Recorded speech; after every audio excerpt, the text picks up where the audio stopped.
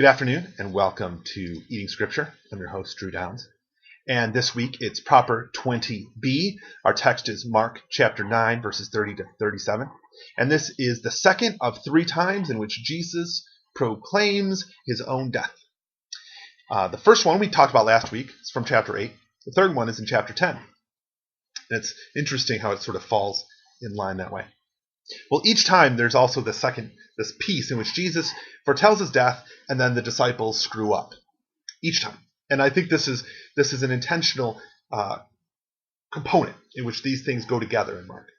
Jesus telling them what's going to happen, they're not getting it. But kind of feel like it's a little bit willful because what they're not getting is we're about to die.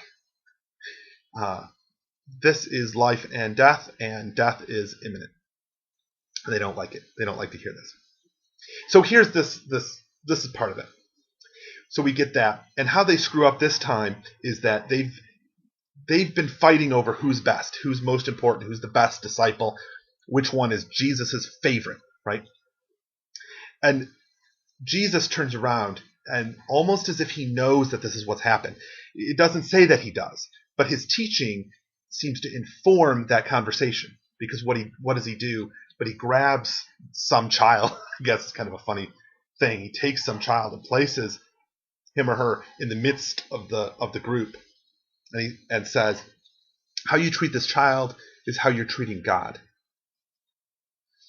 Now, over at the Hardest Question, they take this in a very important way, I think, by calling into question how we are treating children in worship, how we treat children in our community.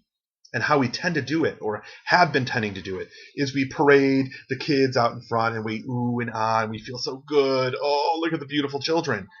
But we're not actually involving them in the worship, that we are making them props in the worship. They're not actually in the center of worship. They're sort of minstrels dancing for our amusement. He calls into question that maybe this isn't really putting them in the center.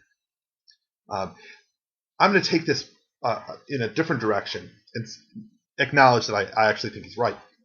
But I'm going to take it a different direction and say, this is informing that piece that was coming right before it. Right? The piece in which they're arguing over who's best, who's most important to Jesus. And he's saying, look, who's most important. Boom, this child. If this child is most important, then it cannot be you. It can't be any of you on the outside of the circle. Who's most important is this child. End of story. I'm wondering if one of the messages that we need to hear in this is that we're not ever most important. It's always the child. It's always the child. The child is always the most important person in the group by virtue of being the child. Therefore, in that fight, in that sort of wrong-headed fight over who is most important in the community, whose rights are benefited, those that we care the most for, the adults or the children, do they need to be quiet so we can worship well? Blah, blah, blah. All that stuff, all that fighting. It is never the adults. It's never about us and how we worship. It's about the kids. Plain and simple. We need to take a back seat to the kids. I hope this helps. For more, check out my site, drewdowns.net. So go, munch on it, and proclaim it. Peace.